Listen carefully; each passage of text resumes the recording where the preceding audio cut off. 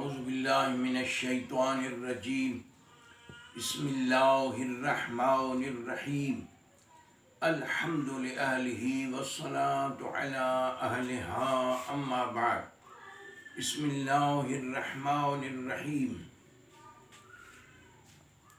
ان الدین عند اللہ الاسلام۔ قرآن مجید نے اسلام کو دین کہا ہے۔ اسلام اللہ کے نزدیک دین ہے۔ ان الدین عند اللہ الاسلام، دین اللہ کے نزدیک اسلام ہے، اور دین کی معنی نظام زندگی ہے۔ سورہ کافرون میں ہے کہ لکم دینکم ولی دین، تمہارا دین تمہارے لیے، میرا دین میرے لیے۔ اس وقت پاکستان کے اندر پہلے اعلان ہوا کہ انڈیا کے ساتھ ہم اپنے تعلقات مستحکم کرنا چاہتے ہیں، تجارت وغیرہ جاری رکھنا چاہتے ہیں۔ اس کے بعد پھر یہ آیا کہ اس اعلان سے حکومت نے ہاتھ اٹھا لیا، اور اب یہ آیا ہے اسٹیٹ بینک یہ عالمی مالیاتی اداروں کے حوالے کی جائے۔ تو اب یہ دونوں چیزیں سمجھ میں آ رہی ہیں کہ پہلے انڈیا کے ساتھ، اس کے بعد اس کو وہاں چھوڑ دیا گیا۔ اس لیے چھوڑا گیا کہ جن کے ہاتھوں میں یہ اعلانات ہو رہے ہیں اور جو اعلانات کروا رہے ہیں، وہ یہ بڑا اعلان کرنا چاہتے تھے، اس لیے اس کو وہاں چھوڑا کہ ابھی فی الحال انڈیا کی بات کو چھوڑو، اب بہت بڑا اعلان آنے والا ہے۔ اگر اس اعلان کے اوپر فسادات، اختلافات شروع کیے گئے تو یہ اعلان نہیں ہوگا، تو انہوں نے بڑا اعلان کرایا۔ اب ہمیں دیکھنا یہ ہے کہ پاکستان کو آئینی اعتبار سے یہ کرنا چاہیے یا نہیں کرنا چاہیے، یہ اعلان آئین اس کی اجازت دیتا ہے یا نہیں دیتا ہے۔ قرارداد مقاصد اور اسلامی جمہوریہ پاکستان کا آئین، جس میں واضح ہے کہ قرآن و سنت کے مطابق کوئی قانون نہیں بنایا جائے گا، قرآن و سنت کے خلاف اس ملک کو نہیں چلایا جائے گا۔ ہونا تو یہ چاہیے تھا کہ قرآن و سنت کے مطابق چلایا جائے گا، چلو مطابق نہیں لیکن مخالف بھی نہیں۔ اب یہ کون اعلان کروا رہے ہیں؟ یہ یہود و نصارہ ہیں۔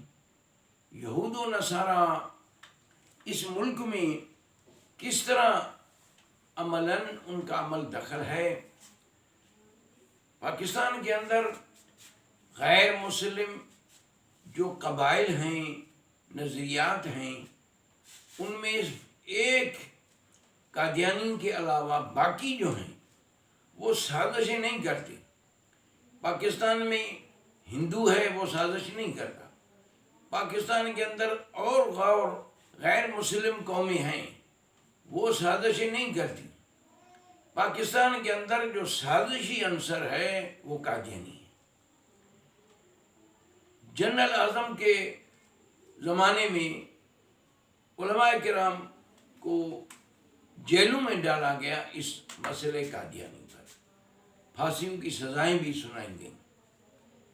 پاکستان ٹوٹا، اس میں بھی ایم قادیانی کا بڑا عمل دخل ہے اور اسی کی سازش ہے۔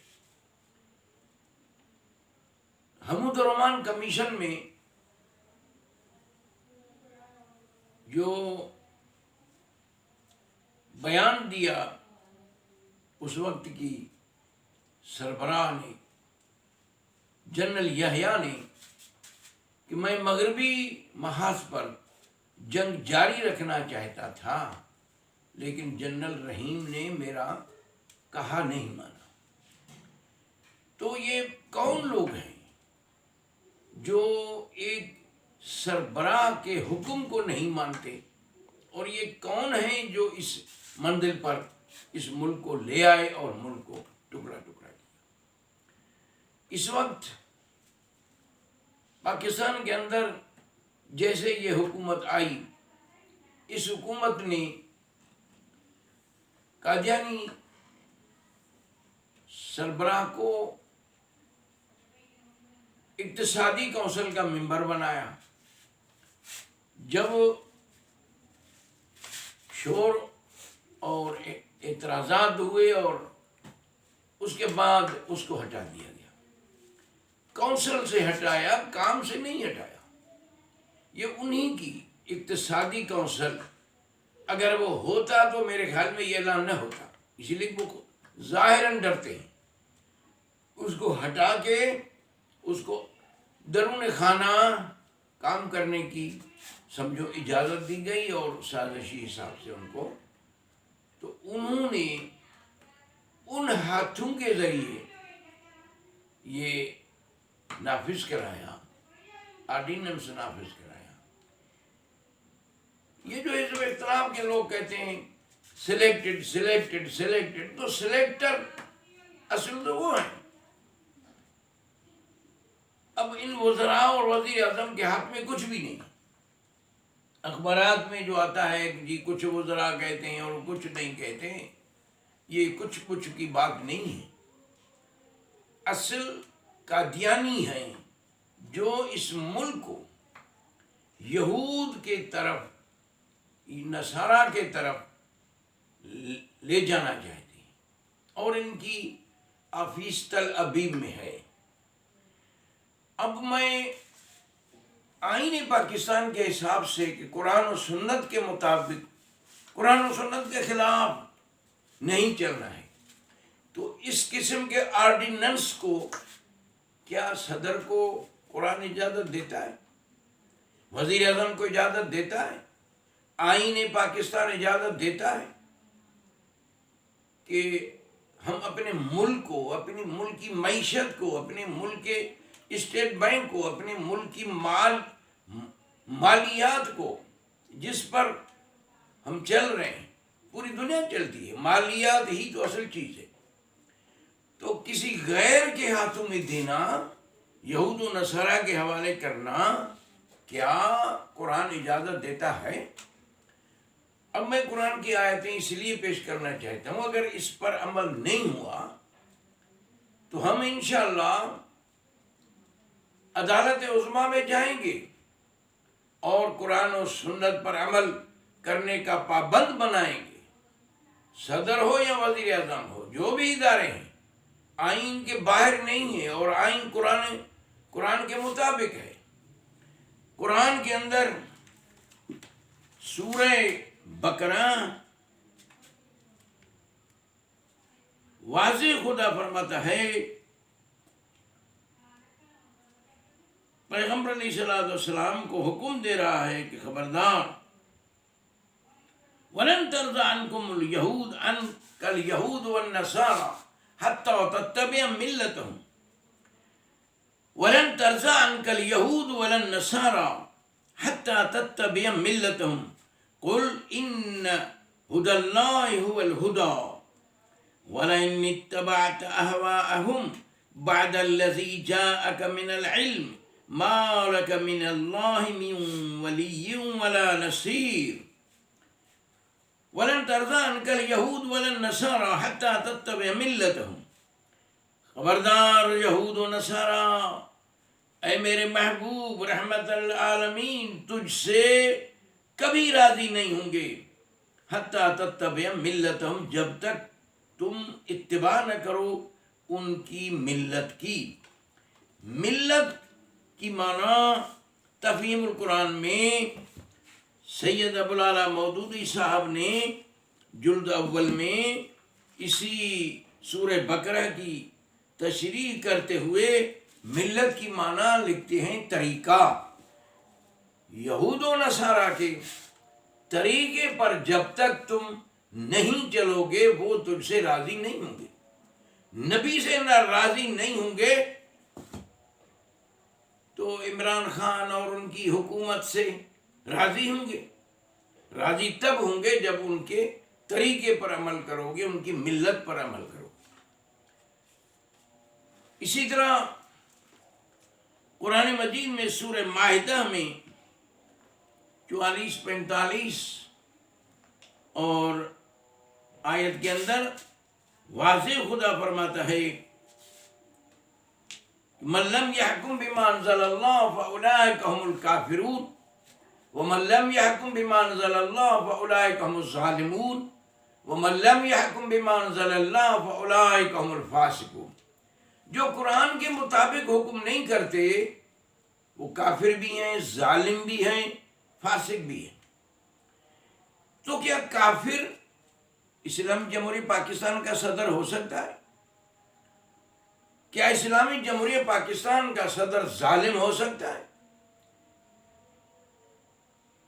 ظالم، کافر، ظلم شرک سے بھی زیادہ گناہ. ان شرک لظلم عظیم. امامت رہبری ظالم کو نہیں دی جاتی، مشرک کو نہیں دی جاتی. حضرت ابراہیم علیہ السلام کے امامت کی جہاں آیتیں ہیں وہاں واضح موجود ہیں.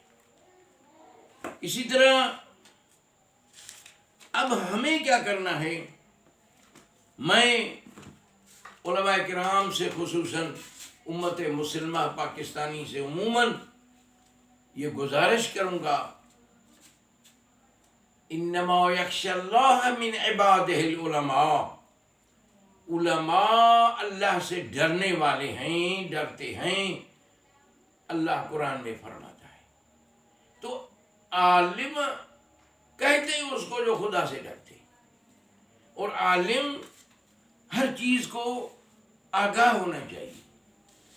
سرکار عبداللطیف بٹائی کا سندھی میں شعر ہے، عالم جے اللہ جاں سے سبھئی پر یوں سمجھن ہمیشہ ہون شروادی ان وچ میں. اللہ کے جو عالم ہیں وہ ہر سازش کو جانتے ہیں، ہر چیز کو جانتے ہیں. جو نہیں جانتے وہ عالم نہیں ہیں. جو مساجد اور مدارس میں بیٹھے ہیں ان کو ان حقائق سے جاننا چاہیے، بغیر اس کے کہ کوئی واضح بات کرے. واضح بات نہ کرنے سے بھی عالم آگاہ ہونا چاہیے. آقا خمینی نے ولی فقیہ کی معنی یہی فرمائی ہے کہ ولی فقیہ عام مجتہد باشد کہ آگاہ دنیا باشد. یہ کون ہے جو ہمیں دھکیل رہے ہیں یہود و نصارہ کی طرف؟ کیا ہم ان سے آزاد ہوئے ہیں؟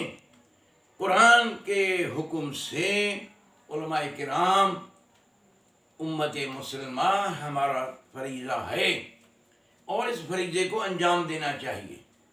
ہم اس ملک میں فساد اور اس چیزوں کی اس وقت ہمارا ملک متحمل نہیں ہے، لیکن عدالت میں جانا چاہیے. اور جو حلف اٹھا کے مخالفت کرے اس کی قرآن کہتا ہے ان کی اطاعت نہیں کرو. وَلَا تُطِعْ كُلَّ حَلَّافٍ مَّهِينٍ هَمَّازٍ مَّشَّاءٍ بِنَمِيمٍ مَّنَّاعٍ لِّلْخَيْرِ مُعْتَدٍ أَثِيمٍ عُتُلٍّ بَعْدَ ذَلِكَ زَنِيمٍ أَوْ كَانَ ذَا مَالٍ وَبَنِينٍ. ان کی اطاعت نہیں کرو جو حلف اٹھا کے پھر جاتے ہیں. اللہ بھائی، صدر ہو، وزیر اعظم ہو، عام وزیر ہو، ایم این اے ہو، سینیٹر ہو، وزیر ہو، وزیر اعلیٰ ہو، جو حلف اٹھاتے ہیں یا مذہبی تنظیم کا کوئی عہدیدار ہو حلف اٹھاتے ہیں. ضلعی صدر ہوتا ہے حلف اٹھاتا ہے، تحصیل کا نمائندہ حلف اٹھاتا ہے، صوبائی حلف اٹھاتا ہے، مرکزی حلف اٹھاتا ہے. یہ جتنی بھی تنظیمیں ہیں وہ حلف اٹھاتے ہیں. حلف اٹھانے والوں پر اسی طرح جوڈیشری میں آؤ، یہ جتنے جج ہوتے ہیں، جسٹس ہوتے ہیں، حلف اٹھاتے ہیں. تو یہ کہاں حلف اٹھانے والے چھپے ہوئے ہیں؟ حلف اٹھانے والوں پر فرض ہے کہ حلف کے مطابق عمل کریں یا حلف کی پاسداری کرتے اس عہدے کو چھوڑ دیں. جس جوڈیشری کو انصاف دینا آتا نہیں ہے تو حلفیہ ان کو ہٹنا چاہیے. یہ تو سو موٹو لینا چاہیے کہ اس ملک کو، ہمارے اس ملک کے اداروں کو، مالیات کو غیروں کے ہاتھوں میں دینا قطعاً قرآن مجید اس کی اجازت نہیں دیتا اور اسلامی آئین اس کی اجازت نہیں دیتا. میں تمام لیڈروں میں یہ انصاف کی بات ہے کہ بلاول بھٹو نے اتنا تو کہا ہے نا کہ میں اس آرڈیننس کو چیلنج کروں گا کورٹ میں. مبارک ہو. اور نوجوانوں کو ایسا ہی ہونا چاہیے، قیادت کو ایسا ہی ہونا چاہیے، سب کو ایسا ہونا چاہیے. علماء کرام پر تو زیادہ فرض ہے. درسوں سے صرف کام نہیں چلے گا کہ ہم نے ایک بیان دے دیا میرا فریضہ پورا ہو گیا. نہیں، ہمیں اس معاملے میں قرآن کے حوالے سے، اب تو رمضان کا مہینہ قرآن والا مہینہ آ رہا ہے. قرآن پڑھنے سے قرآن راضی نہیں ہوگا. قرآن کھڑے کھڑے ہو کر پڑھنے سے اللہ راضی نہیں ہوگا. حتیٰ کہ قرآن مجید میں اللہ نے نماز کے لیے بھی فرمایا ہے اقم الصلاۃ لذکری. نماز اس لیے قائم کرو، یہ کہ سیڑھی ہے، ایک کورس ہے، لذکری، میری یاد دہانی کے لیے، خدا کو یاد کرنے کے لیے نماز ہے. نماز خود دین نہیں، دین کے لیے ایک کورس ہے. اسی طرح روزے کے لیے ہے. ایمان والو روزہ رکھو، کتب علیکم الصیام کما کتب علی الذین من قبلکم لعلکم تتقون.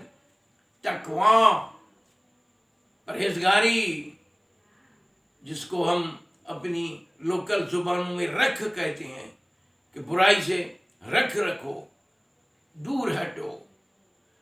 تو اس وقت اگر ہم اپنا فریضہ ادا نہیں کریں گے تو آنے والی نسلیں ہمیں معاف نہیں کریں گی. یہ جو سلیکٹر ہیں وہ خاموش بیٹھے ہیں، اس کی معنی یہ ہے کہ وہ کوئی اوپر یہود و نصارہ کے ہی کہنے پر ہیں، اور اس ملک کے اندر کہاں اس ملک کو لے جانا چاہتے ہیں.